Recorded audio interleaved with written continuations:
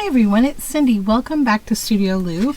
So we're here today with the very last day of dephemerember, which is day 28, me and my crush. So, I guess we'll talk a little bit about, I don't know, that's an interesting kind of like very personal, prompt, right? I don't really talk a lot about my family and stuff here, a little bit, because you know I have kids. I'm sure you often hear them. I don't often talk about my husband. So I am married, and I have a husband, and he is super supportive of everything that I do. So I guess he would ultimately be like my crush, still my crush after these several years we've been together.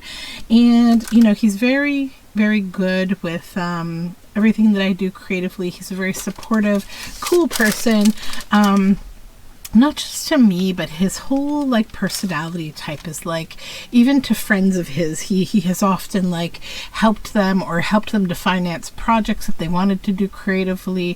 He's very much kind of like what do they call those people that are kind of like, you know, a patron of the arts? He's like a patron of his creative friends. He's always been that way, and I'm very lucky to have him. So I actually got a very big haul of Christmas things from him that were all creative materials, and one of the creative materials that he got me were several of these paper goodie bags that are from Wyndham Arts in Guelph, one of my favorite art stores. They're really, really lovely. They do paper making workshops. They sell beautiful paper. So these are just like goodie bags of their papers, and they're really beautiful. And I always kind of eyeball them, but I often don't like really buy them for myself. I try to keep my purchases there like specific to what I want, but he got me some beautiful metallic watercolors. He got me like probably 6 bags of these kind of paper goodies. He went all the way up to the papertrail.ca, the papertrail.ca or papertrail.ca, the people who make the beautiful marbled papers that I love using and handmade papers, and he got me some goodies there, including marbling supplies. So he has sent me on another journey creatively. So he's lovely. So I would be remiss to not mention him first in this video.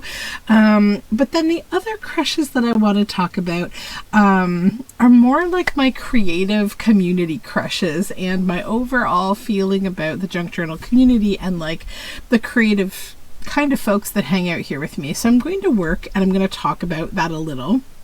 But before I get too far into this, I want to just talk about like, you know how we all kind of make, well, not all of us, but some of us YouTubers make kind of these creative like alliances or something. Like we find our little kind of niche of people. I mean, I'm not a cliquey person. I'm 100% open. I really like everybody here in this whole YouTube junk journal world. So if you ever want to talk to me or collaborate with me, let me know, because I'm going to be open for it more than likely. But sometimes I'm not that good at like reaching out. I don't know why. It's like maybe I'm too busy, or I don't know how to, or whatever happens, and I'm awkward. I don't know. But I want to talk a little bit about that. So recently, in the last maybe year, I've made 2 very good friends here on YouTube, and they are Mary Ellen of the Red Parrot channel and Chelle from Chelle's Creative Chaos. I will link their channels below, as well as everybody else I talk about, except my husband, who doesn't do internet. So that being said, we've been talking a lot about several different things through the month of dephemerember, and a lot of it seems to keep circling back to this idea of like, do what you love. Don't feel pressured to do other things. Just do what you want to do. Do what you want to do. Don't worry about how it's, you know, accepted. Don't worry about if it doesn't fall into a certain lane, whatever. So I'm just gonna do what I want to do today, and I'm going to talk a little bit about a bunch of things. So I would love to have you join me. So this is a package from this stencil that I got. It's like a spread of poinsettias, and this is the leftover package. We've got this bag and then this thing. This is like from the stencil itself. So I want to do a couple things. I want to make a bunch of tags out of this piece of paper, and I'm going to do that doing some collaging, and then I'm going to bring this bag into the situation after I have got this sorted out. So let's get going. Okay. So first I want to create kind of some writing space at the back with interesting papers. And I think I will start with using some of my scraps that I got from Mary Ellen during dephemerember. We did a scrap swap. So I'll start by using some of that. Oh, and I allowed my glue stick to kind of dry out a little. So I gotta get the top of it off. Sadly, it's just gotta go. What was I going to say? Okay, so yeah, so we've been having a lot of fun conversations about like YouTubing and collaborating and like our upcoming year and what that might look like, and I've had a lot of fun with it. I've really enjoyed talking to them about this. I just realized I'm not going to do the background of this because I need to do it after the bag, because I need the paper to be on the outside of the bag, not the inside. So this is actually just going to become part of the backing of my collaging.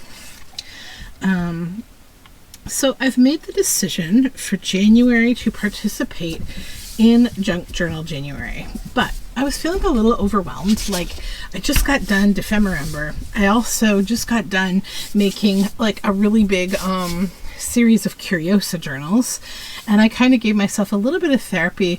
I made a storybook journal after that, and that's definitely like the private space to myself, like make my own kind of thing when nobody's watching.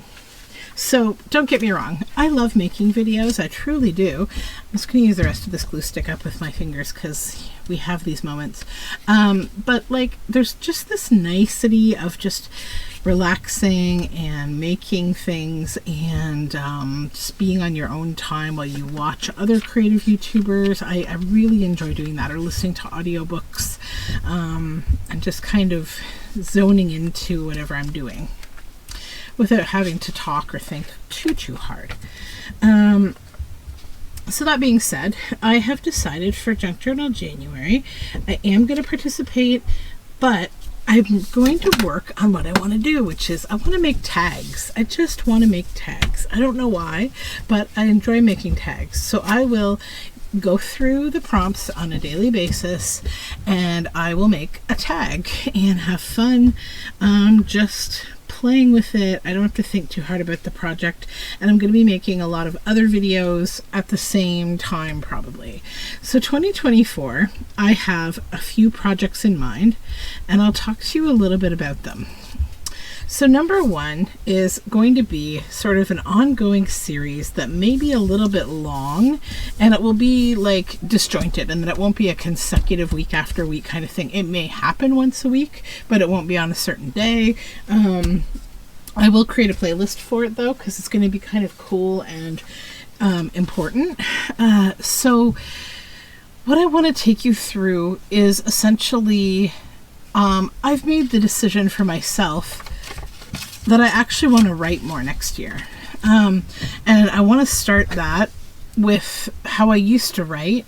I want to make an art, like nature kind of journal, a wheel of phenology for 2024, and I'm going to walk you through what that is in the series.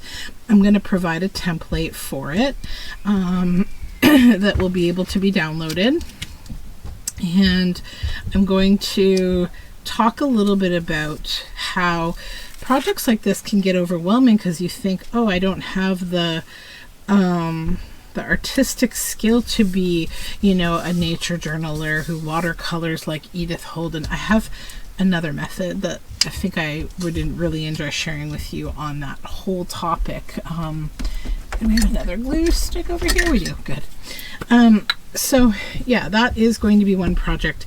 The other concept is in the same journal we're going to have what we call a book of firsts. And this is a concept that I kind of developed out of homeschooling with my children. So when you start a year and you start something fun, like a new journal, it kind of gives you an excuse to get out of the house and go for nature observation type walks in all seasons. We got to embrace the whole thing living here in Canada. I definitely feel that. And so what is a book of firsts? Well, it's a book that just, you document the first time you saw. What was your first squirrel of 2024? Your first blue jay? Your first Canada goose? Your first daffodil? You know, and you go through the year, and as you're journaling, you paint or you cut out and you glue from one of your lovely books that you have here in your hoard that thing, and you just kind of make a visual representation of the first thing that happened in the year with nature. And you know, you could also decide, you know, especially if you have kids or if you're planning to have kids, maybe you could document their firsts as well. Like the first time that a tooth fell out, or the first time that they said mom, or, you know, those kind of things, right? So you can totally customize the idea in ways like to interact with how you like to journal. So that is a bit of my planning. I also am planning to bring a textile element back here, and part of it's going to be about clothing modification, artful alteration.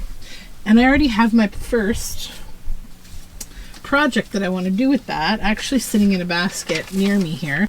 I have this gray sweater that I bought my daughter at a thrift store, and at the time it was like way too big for her, but now it will actually fit her for another probably year or so. And I want to do something interesting to it, be that crochet on it. I used to do a lot of sculptural crochet.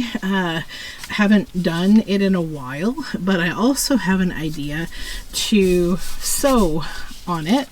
I have a couple of ideas that I've had in my brain. You know, at night, I'm kind of an insomniac, and I spend a lot of time thinking about creative things, which helps me to go to sleep. But then when I wake up, because I'm an insomniac, I sometimes can't get back to sleep for that same reason, is that I've got all these things in my head, and like I just want to go downstairs into my studio and start working on something, because, like, you know, it's hard to just lay in bed when you have something exciting going on. Like, I think, you know, if I ever won the lottery, I would probably never sleep again, because I'd have 8 million ideas for, you know, projects I'd want to do and people I'd want to, you know, work with and help, and like all these things every day. So yeah, I think the majority of this collage is from Lovely Things from Mary Ellen. Yeah, so the other thing is, I think you'll see more kind of alignment and collaboration with other people next year. That is one of my hopes. So I would love to collaborate with more YouTubers. I want to build more friendships on YouTube as well. I'm blessed to have several for sure, but I would like to just, you know, get more of a good thing. And I'm hoping to do that in several ways. One, with my existing group of friends that I have, and then I'll also be reaching out to a few people maybe to see if they'd be interested in collaborating with me, and hopefully that goes well.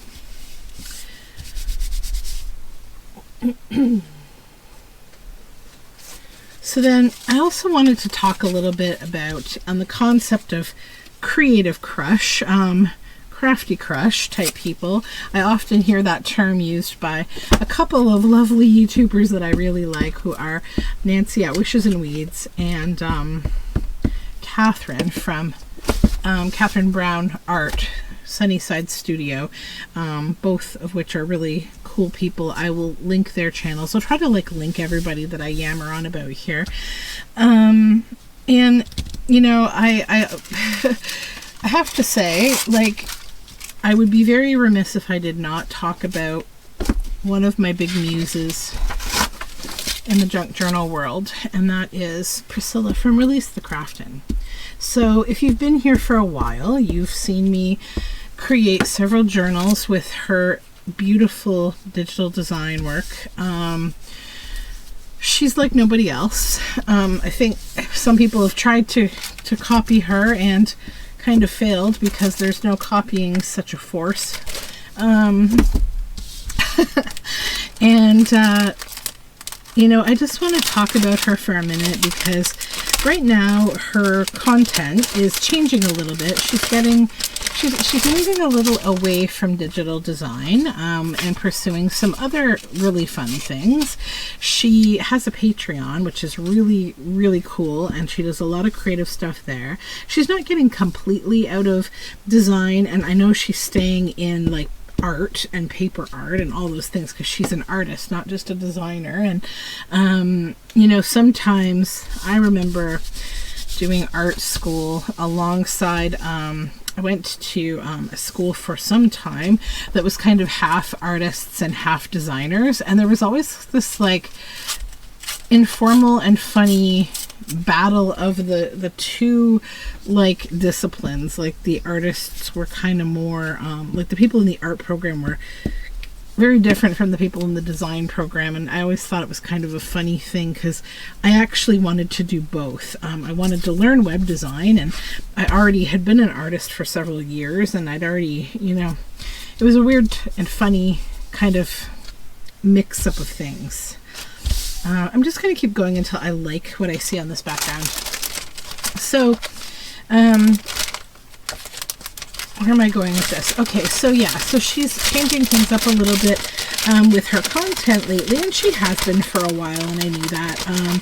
But yeah, I just wanted to call her out specifically because I think she's been one of the reasons that I have even succeeded here on YouTube as well as in junk journaling. When I first started making journals, it was at the, I guess, like right at the very beginning of 2020. Maybe a little sooner, but probably not. And the main reason was like it was locked down, and also I had just had a baby right before the panini began, and he was born, you know, 2 months before lockdown began here. And we locked down a little earlier than the rest of the world, so really it was about maybe a month. He was a lockdown child, and I needed some creative outlet that wasn't spinning yarn because I had been doing a lot of yarn spinning, and at the time I felt like I wanted to do something else because I didn't want to do shows. Like, I was getting very tired of doing yarn shows. It's a lot of work, it's hard on the body, and it's extra hard with kids, so I wanted something else. And then for some reason I just started getting into wanting to do like a YouTube channel, and I started doing that by like getting into making, like, I was doing cross stitch, I was doing you know, different kinds of things. And then one day, like, I'd always been into many different kinds of art, and I've done many, I've sold many. I've had a business as Studioloo since the year 2000, and I've done a lot of different things. So when I came across junk journaling, I think on YouTube, like, a random video popped up about how to make a junk journal. It was a 3-part series, I think, and it was by Pam at the Paper Outpost. And you know, she just is such an approachable character. She is like, I relate to her that we both kind of fly by the seat of our pants. Like, we'll take risks and just try to like go with it and make it work.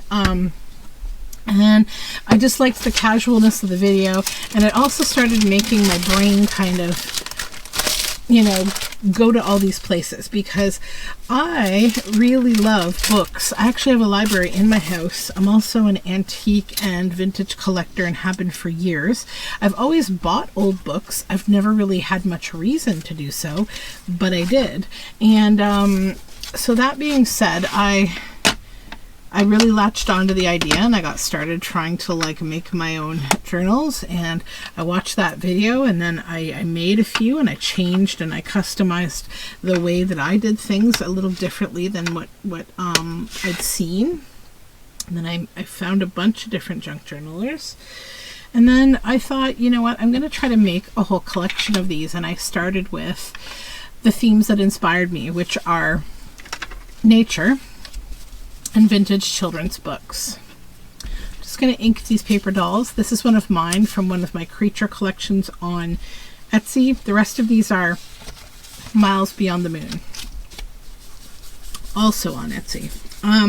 So I made like these funny journals that there was first like a retro Sesame Street, and then there was a Richard Scarry kind of theme, and they were also like nature journals. I had sort of this blend. I would start with an old book, and then I would add things from both nature and like those, you know, vintage retro kind of kids themes. So like I probably wouldn't do that today, because admittedly the niche on who would want such a journal might be limited to people kind of like me, eclectic. And you know, these days, like most things I do, I know I can't keep them all to myself. I have to, you know, or I don't have to, but I want to sell them and share them. Like having a little creative business is honestly so fun to me. I love every aspect of it. I love having customers, especially repeat customers that come back, that I like make friendships with.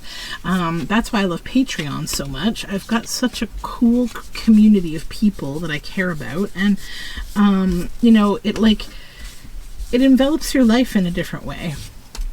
And that being said, once I got through doing that, I started to feel like a lot more like, okay, I know what I'm doing. I can do this now.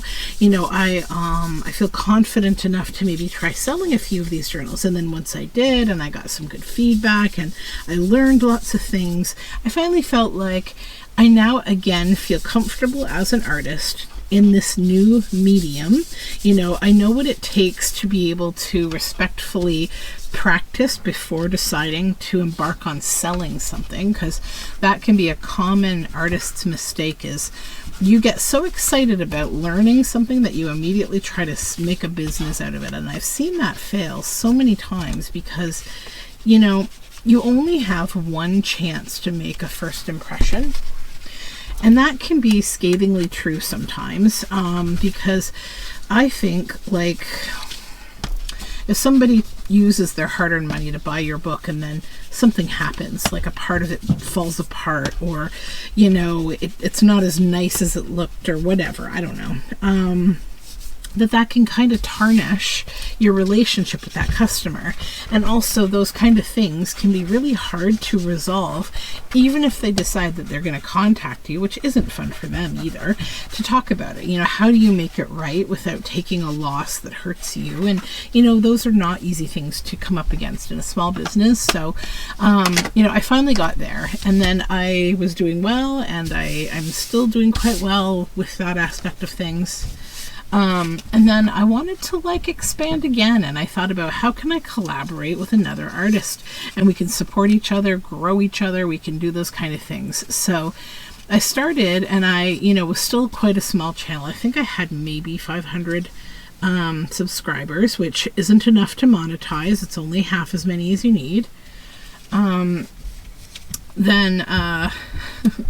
I thought, you know, I'd love to work with somebody like who makes digitals, so I could promote their work, and you know, we can support each other. Like I loved that idea. I didn't really know the whole concept of a design team existed, really. And then I thought, well, what I'll do is I'll just reach out to people who, like, I really just love their work to begin with, and then I'll see what they say. So, you know, I reached out to a modest few not a whole lot, but I didn't really hear back from a couple, and then one just said no, like, you don't meet my requirements, you're not big enough. And then the one person who like took a chance on me and had faith in me was Priscilla at Release the Craftin'. And you know, she was so awesome. Like I told her, like, I'm not big, and you know, but I am a professional, and I'm an artist, and I do think, you know, you might like what I'm doing. And like, she just took a chance on me, and she just like was so awesome, and she still is awesome. And that like, whenever she wants to, you know, do a YouTube collab or anything like that, like, she invites me along, and I feel so, I just feel good about that whole relationship, and I'm really thankful to her for helping me to find myself more as an artist, and also to take me down a whole different lane of like things that I didn't know much about, you know. Like, I feel like if I could give a blanket stereotype to the YouTube junk journal world, and I say this very lightly because, you know, it's kidding really, I'd say, like, you know, you probably can run in two circles. One, you're a shabby chic kind of vintage feminine person, like, or not a person, but you run in that lane of junk journaling, and often there's holidays involved, and there's a lot of sometimes religion and spirituality also that can be found in those same kind of circles. And then the other is like kind of like witchy or darker themes, gothic things, you know. So there's like this kind of two schools that I've noticed on YouTube in the junk journaling world. I mean, obviously there's a whole heck of a lot more than just that, but I'm just saying it's the impression that I personally get sometimes about our community. And both are cool for different reasons. And I kind of feel like I'm one of those people who can cross over into both of those things. So like, when I first started seeing Priscilla's work, I think I first found it through a Pink Oddbird video, who is another really awesome YouTuber, April. She is also really cool because she's like the queen of like finding great thrift stuff. She does a lot of thrifting and stuff, and like resells things that she finds because she's very good at thrifting. And she's also very cool and community oriented. Like, you'll notice I've been lucky enough to collaborate with her as well, you know, through Release the Craftin', and like, Release the Craftin' has an amazing she's had an amazing design team of really creative, fun folks. Admittedly, I wish I could have done I'd hoped to still do stuff with them a little bit, because I didn't really have enough of a chance to collaborate with them or to reach out to them as much as I'd have liked so far. Yeah, so I'm kind of just brain dumping as I collage here about all things. So the other thing I want to say about like this environment on YouTube is just that, like, it's been so rewarding to have like really cool viewers, people who leave me lovely comments when they can. You know, you guys honestly make me laugh so often, and I like that you can give me feedback. We can laugh at my foibles. It's just a lot of fun, honestly, reading comments from people, and I appreciate that you take the time to leave comments for me when you can. And even if you don't, like, I know that you're there because I see viewers, and I just appreciate having you here, to be honest. It's nice to have like company when you're being creative. Might be a little hard to understand why somebody would need that or want that, but like, it's odd that like, it's just really like comforting. Like, when I sit here, I know I'm by myself, but I don't feel like I am. I feel like I've got, you know, an audience of folks out there who are going to watch this, and they're going to be like, you know, seeing what I'm doing and hopefully getting ideas to do something fun for themselves too. And that's rewarding. So I also just want to say, like, you know, there's a lot of people who take a lot of time to support me in a couple different ways. The first way is through YouTube and YouTube comments. And there are so many people that I could like highlight right now about being amazingly present and kind. And in the comments, I get I get so many nice things said to me often. And you know, I'm thinking about people like my friend Ginny, who, you know, goes on these really super cute little Studioloo like watch, you know, marathons, and she leaves me comments on a whole bunch of videos in one day, and I just absolutely love those days. They're kind of like, you know, your favorite day of the week, where you get to like get a little bit of your friend, you know, like you get to experience just chatting with somebody a little bit, and that's fun. And then, oh my gosh, there's so many people that come to mind, like that leave me little messages. And there's Michelle, there's Kim, there's Harmony, there's I mean, obviously my friends Chelle and Mary Ellen, and oh my gosh, there's so many of you in my brain. I'm also kind of like hesitating to mention names because I don't know if everybody wants their name mentioned, but just know that if you do leave me things here on this channel, I read everything. I try to comment as much as I can. If I'm not in a position where like my kids need me or something, like I'm unable to comment, I will always click the heart, like I know, like, you know, that you were there. And yeah.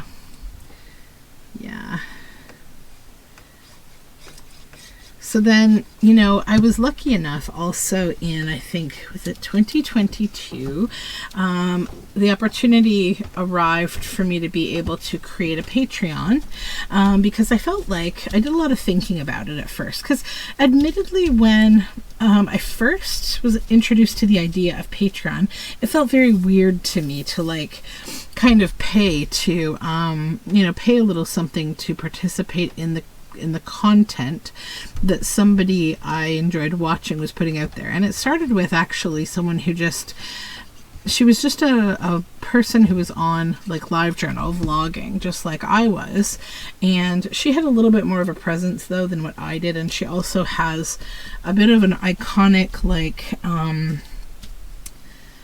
what is the word? So she had a webcam many years ago, and she was a popular kind of icon of like the 90s when she was one of the first like 24-hour webcam girls. She was really cool, and she put her whole entire life on webcam. But you know, I'd been used to being in her world on LiveJournal, and then something kind of happened with, I don't know, like sort of stalkers and people who just weren't very kind to her. So she made the decision at some point, like, to just go behind a Patreon wall. And this was really new when Patreon first started. She just turned everything into a pay service, and I didn't really understand it at first, but then, you know, honestly, like with everything with her, she was a pioneer. And why do I think Patreon is a good thing and a good idea? I guess for the same reason that the whole world is kind of going on this, like, not a pay to play, but like a la carte kind of way. So, you know, I think most YouTubers and artists specifically, we love to share. We do a lot of sharing. We give tutorials, we share our work with you so you can watch us do these things and copy what we do. Most of which is public. So now you're probably hearing a lot about like Patreon or Ko-fi or similar kinds of things. And you know, it's really about survival and being able to take the time to do all these things, you know, because like doing loads and loads of unpaid kind of labor, even when it's like fun, it's like you're doing your artwork and you're making a video, there's a lot of time that goes in behind all of that, right? Like the editing of videos, and I mean, all this uploading and managing those uploads, and like the frustration of technology, the things that we don't really share with you that we do in the background. It's a job. It really is. It's a part-time job for me that I choose to do, and I take like time out of my life and away from my family to do it. And I know I choose to do that, absolutely. But still, it's really nice to feel like as an artist, there's people out there who want to support my work. And, you know, I've got to say, I've got the most wonderful people on Patreon who support me. Patreon, in my opinion, it's not a place where there's a lot of community chit-chat. At least for me, that's not what it is. It's a place where I can come and share. I mean, I would love as much chatter as possible, but I also respect the fact that some people don't like to have a public presence, even in a small community.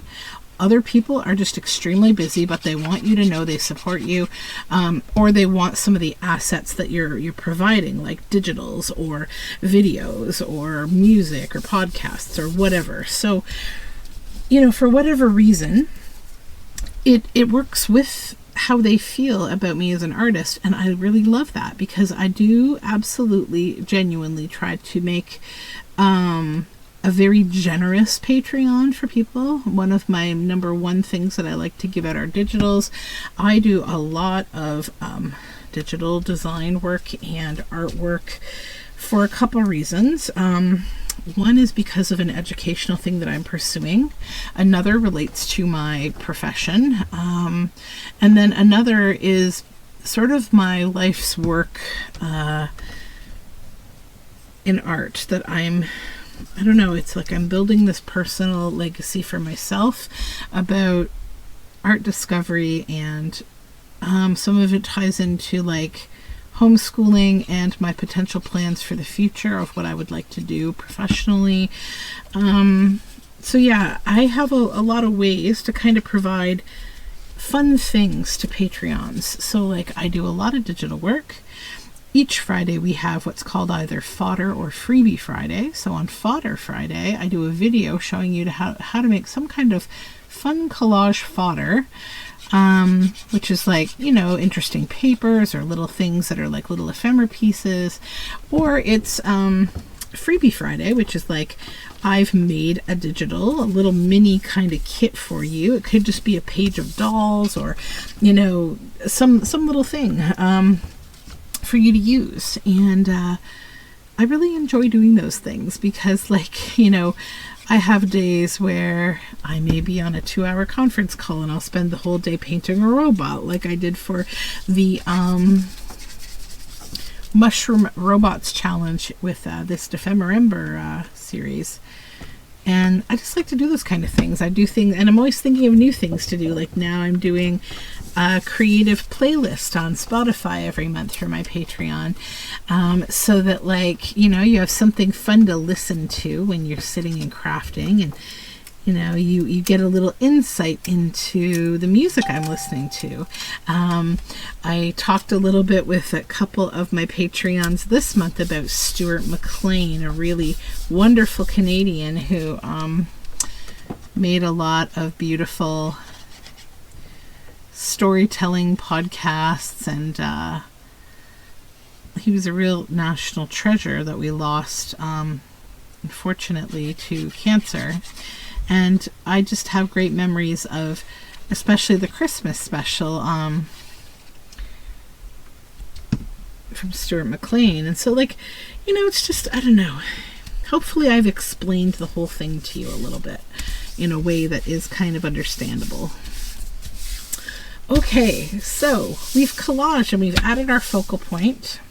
Now I want to put this whole thing in the bag. And this is the bag. This is a much wordier crush video than I expected, but this takes a little time. So let's put this side in first. Okay. So that fits right in there. You see that? Now, what do I want to do? Okay, so this is a little shorter. That's fine. I know that I had this right here, this little spot that had some gunk, like, sticker on it. And I was thinking I would just cover it up. It's so funny, it goes right over the face on that stamp. Like, that's where it ended up living. I mean, I could flip it around too. We'll see. Let me try that. Because then it will be a little lower, and then I can cover it with something if I want to. Okay. Pull this here. Now, we also have the opportunity, because this is a bag. Okay. Oh yes, that's much better. It's over here now. We have the opportunity to stuff things in here. I'm just gonna grab 1 second something. Hold on. So I have this little bowl just behind my desk of little naturey dried flowers and things. And I'm thinking I'd like to trap maybe some of these maple seeds, little helicopters inside there. I have a violet or two. She would be nice with a violet. I can probably match up something nice for each one of these. So this, I think I'll put a couple maple seeds. Get rid of the rest, maybe. I love the tiny one. I'll put the tiny one in there. These two, maybe. Then we have this for her and this for her. And, you know, you can kind of decide. Actually, this is the violet girl here. I'll kind of decide where we want to put that there. This one, I think I like there. What else do I have in here? Oh, there's some delicate, like, white. That's quite pretty. Just a piece, not the whole thing, would go nice in there. And then this girl over here, maybe I'll use the other bit of that in here. It would just be cool. Alrighty, so that's it for the naturey bits. Now we need to put them inside the bag and trap them, right? So we'll do that from the bottom. 1 and 2. And then our little violet. You can choose to glue this in place or let it be free. I'm going to let it be free. I think that honestly the static is going to hold it mostly where I want it. This one up here. Little maple seeds trying to wander. This one in here. And this one in here. So now I need to cover over that little bit of that sticker with something. So let me go back over to my little ephemera that I have in here. I've got a label right there. Perfect. What color do we want? Maybe this. So I've got these little ephemera, like little ephemera holder basket over here. You're wondering what the heck I'm talking about. So now we will glue this little label here. So if you hear my son, he's rolling a chair upstairs across the floor, pushing a chair. Okay, so next stage of this is I'm going to take this to my sewing machine. I'm going to stitch all the way around it, but then I'm also going to stitch down the center to separate all of these from one another. I'll be right back. Alrighty, so we have stitched around, and I had to cut these apart because the page was so long it was hard to stitch, keeping them all connected. I also, with this one, decided I wanted to do some kind of freeform stitching over the surface. So yeah, we have these 5. Now, I had planned to just collage on the back with like neutral kind of colors, but I have a different idea.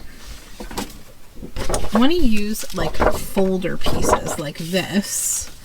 And then what I'd like to do is actually glue these down onto folder.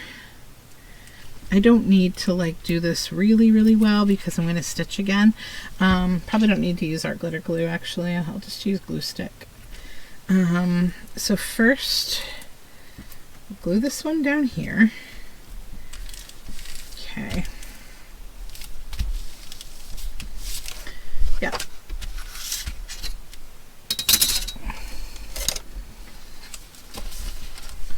Then I'm going to just leave a little bit of edge around.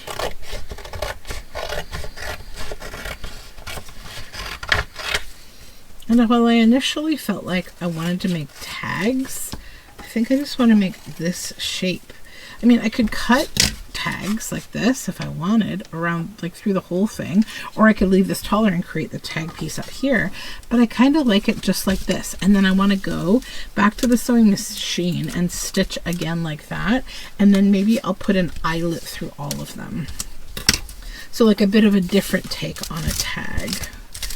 I want to leave the nice long threads on this one a little bit, not like all of them. I'll put some of them on the back here. Yeah, so we'll just take this and the glue stick.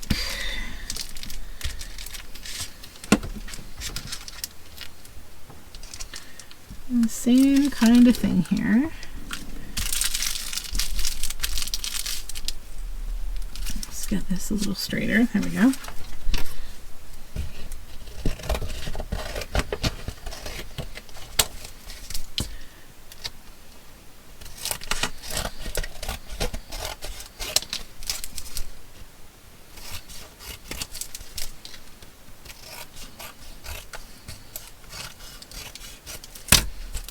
Okay, that's 2. I think I'm going to fit one more on here, possibly the little thinner one. Yep.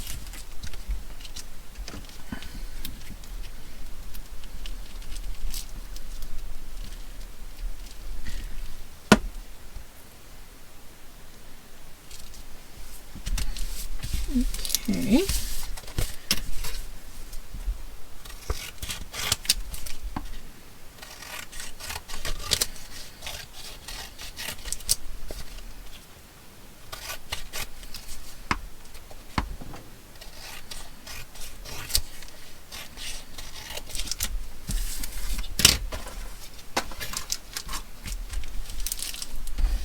There we go.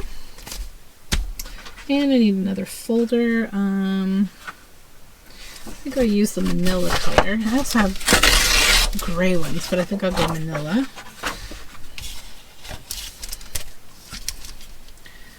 Yep.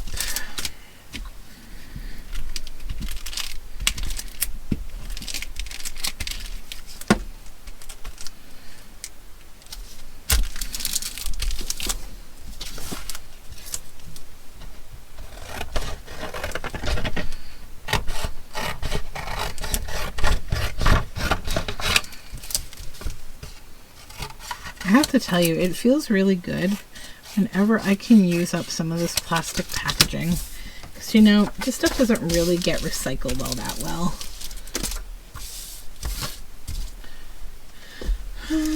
A lot of municipalities actually don't recycle it at all. I think a lot of people end up putting it in the recycle bin, like because it makes them feel better about how they dispose of things. Sadly, I think for a lot of us, we don't actually realize that recycling is not half as effective as we all wish it would be. And it doesn't just apply to plastics either. It also applies to glasses and metals and anything that has a combination of materials like plasticized paper or tin cans with plastic inside, which is very common these days, unfortunately. So use it up if you can use it up. Okay, I'm going to head over and I'm going to stitch these one more time and then I'll be back. Alrighty, we are all stitched around. I just did a fun messy zigzag stitch around all the edges of these with a nice like wide kind of tooth to it. Let's put away the glues here. Now I need to punch a hole and put in an eyelet in all of these. One. So you're going to see a wrap-up video from me where I do a flip through of all of my ephemera that I made for dephemerember. And you need to note, these will not be in that video. Why, you ask? Well, you know when I was talking about all the joys of the back end of YouTubing and all that kind of thing? So every now and then, something annoying will happen when we make a video, which for me, I use a GoPro camera, and they have a fun little bug where I use an external microphone to bring better sound to my videos. But sometimes if it's not fully plugged in, or I forget to plug it in at all, sometimes it's totally fine, and that's just fine. It uses the internal microphone as it should default to do. However, other fun times, and this is the nature of the bug, is that it just doesn't detect, it doesn't engage any microphone, so there's no sound. So I did another video already And I talked at length like I did in this one, but I went into a couple other subjects that I think I will talk about them in the future. I talked a little bit about AI in the junk journal world and how it lives under a blanket that no one seems to want to talk about. I probably went on too much of a rant about that, so I'll probably modify my thoughts on that. Just so you know, I am currently writing a bit of a thesis on the ethics of AI art, and yeah, so that's another part of my life. So yeah, you won't see these in that video because they will not make it. They have not made it. I've already made the video. is what I'm getting at. So now I just want to put a little piece of this through here. This is just like some seam binding kind of stuff, bias tape or whatever. One of my objectives this year too is, like, I would say less thrifting and more like specific, like, let's use up this thing that's in my way. You know, like, I have too much of this or that, I want to use it up, or use some of it at least. So yeah, that's fun. So those are kind of my objectives, a few of them. But I'm really excited about a few things I've got planned this year, and I can't wait for another creative year here.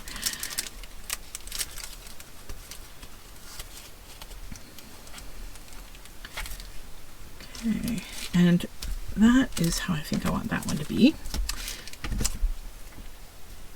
I like doing just a little slip knot through these. Sometimes these are a little chubby for my eyelets, but this one, on the most part, seems to be just fine. So I'm going to grab this one with my tweezer here.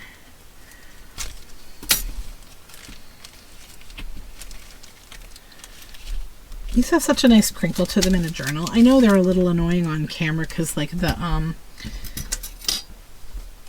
glare, of which I apologize. I've been thinking about, like, wanting to have, I have the Tim Holtz, like, glass mat with the ruler and everything.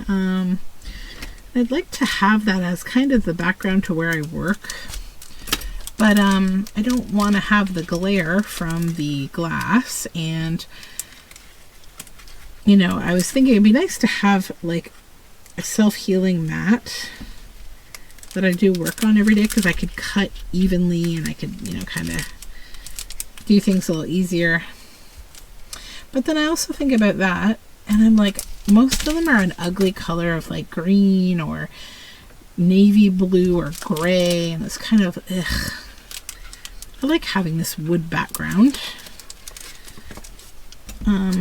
This wood desk that I'm on, which is actually, if you've been following me for a long time, you know I had a pine kind of table for a while, like a naughty pine looking table.